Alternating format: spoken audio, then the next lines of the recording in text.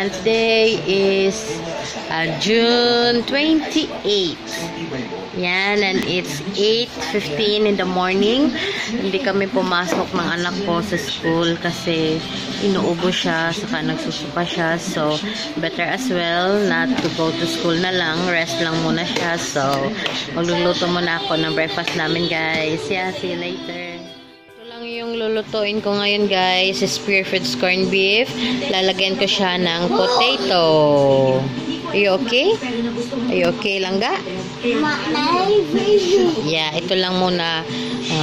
Actually, marami na nga ito sa amin dalawa. Ito lang yun, guys. Kaya I'm gonna cook this one. So, yan guys. Nagluluto na ako ng kanin. Saka nagpapainit na ako ng oil.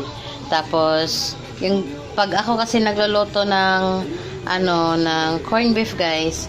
Yung potato, ginaganyan ko siya. Tapos, what I did is, fina-fry ko muna siya. Niluluto ko siya dito sa mantika. Pag maluto na siya, tinatanggal ko. Hindi ko siya sinasabay na iprito, kasama ito, saka yung ito, hindi. Ipiprito ko lang to siya, guys. Then after that, I'm gonna ilalagay, ipiprito ko lang to, guys. And after that, lalagay ko ulit dito. Tapos, I have to gisa-gisa. Gigisa ko to, ito, saka ito. Diba? Malapit na siya maluto, saka ko na ilalagay yung potato. Kasi usually pag nilalagay, sasabay sa yung potato, saka yung lahat, igigisa. Hindi siya kasi guys, hindi siya, hindi ko type yung lasa kasi parang maano-ano siya. Basa-basa. Ayoko nun. Look. Piprito ko siya. Pag medyo luto-luto na yung potato, tatanggalin ko yan siya dyan. Tapos ilalagay ko ulit. I have to set.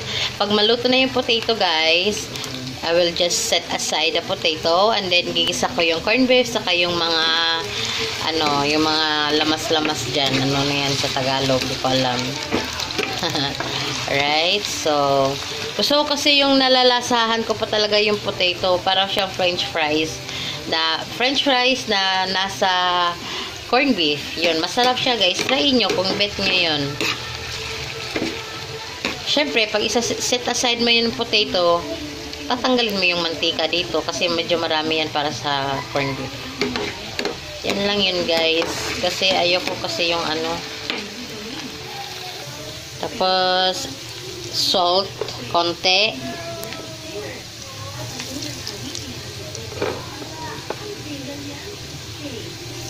Salt konti kasi hindi ko na lalagyan ng kahit pag ko na sa corned beef kasi yung flavor andito na. Kasi yung corned beef naman may flavor na yan.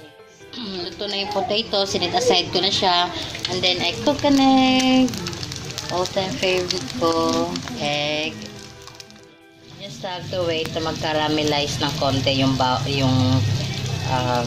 tawag nito, yung sibuyas, guys. Okay lang na medyo masunog-sunog yung bawang kasi yun naman yung gusto ko. Yan.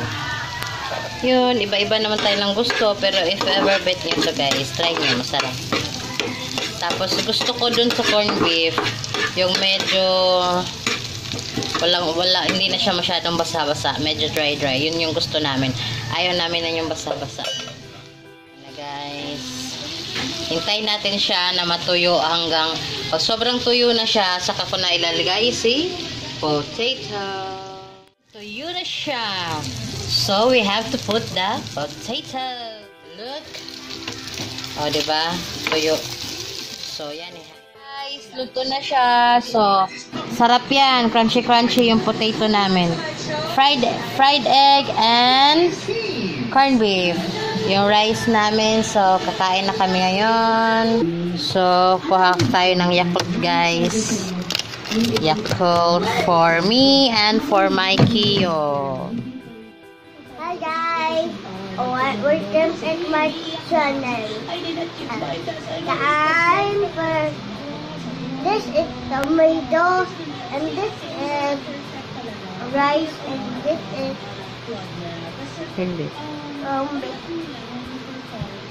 huh? Yakult and juice. Hi,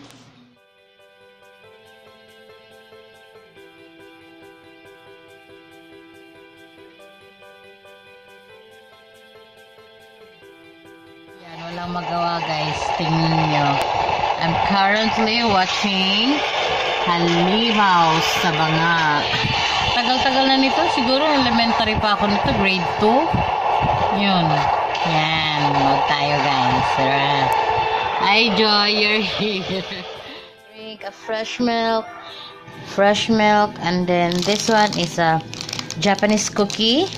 Egg cookie with chia seeds. Chia seeds, I guess, this one. So, try natin. Bigay ito ng estudyante ko na hapon. Ayan. And, okay guys, let's eat. And this is a fresh milk. Yum yum. And this one is an egg cookie with chia seeds. This one is bigay ito ng aking friend, good friend of mine. He's a Japanese. Bigay ito, galing to sa Japan guys. Yan. Okay, let's try natin to. Kasi iba na try ko na may mga nuts, iba-iba. Marami siya, iba-iba. This one is, I think this is nuts. Walnut ata, di ko sure.